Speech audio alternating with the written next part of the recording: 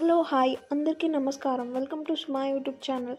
ఈ వీడియోలో నేను మీకు కలాకండ్ ఎలా తయారు చేసుకోవాలో చూపించబోతున్నాను.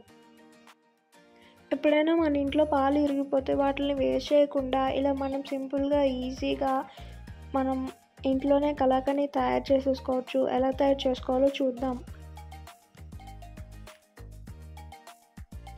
చూడండి, ఇలా విరిగిపోయిన పాలతో మనం సింపుల్గా కలాకండ్ తయారు చేసేసుకోవచ్చు.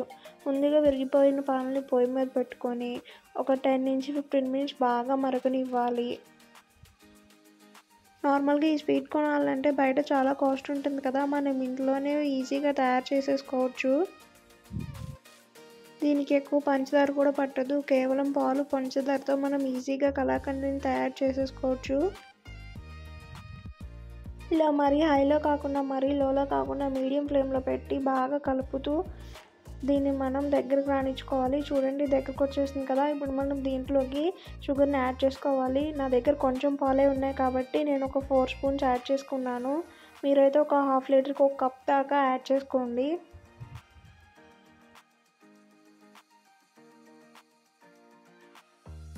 ఇలా షుగర్ యాడ్ చేశాక బాగా కలిసే విధంగా బాగా కలుపుకోవాలి.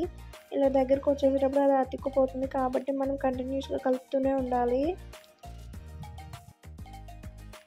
చూడండి, ఇలా దగ్గరకు వచ్చేసింది కదా. ఇప్పుడు మనం కావాలంటే ఒక 2 యాలక్కాయలను యాడ్ చేసుకోవచ్చు. వద్దనుకుంటే స్కిప్ చేసేయండి. చూడండి, ఇలా పాలు మొత్తం దగ్గరకు వచ్చేసేదాకా మనం బాగా ఉడికించుకుందాం.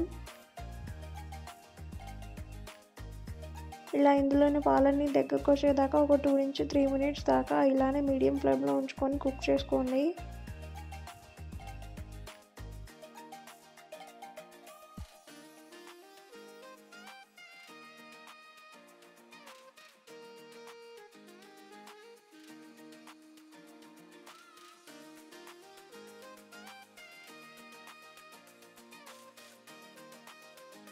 చూడండి, మొత్తం దగ్గరకు వచ్చేసింది కదా. ఇప్పుడు మనం చిన్న బౌల్ తీసుకొని దానికి నెయ్యి రాసుకొని దీన్ని దాంట్లోకి యాడ్ చేసుకోవాలి.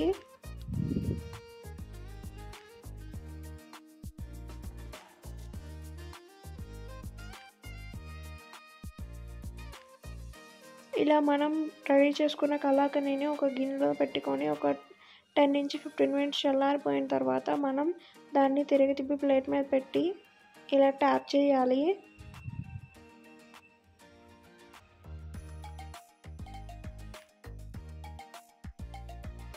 చూడండి, కేవలం ఒక 10 నుంచి 15 మినిట్స్లో మనం కలాకండ్ స్వీట్ని రెడీ చేసేసుకోవచ్చు.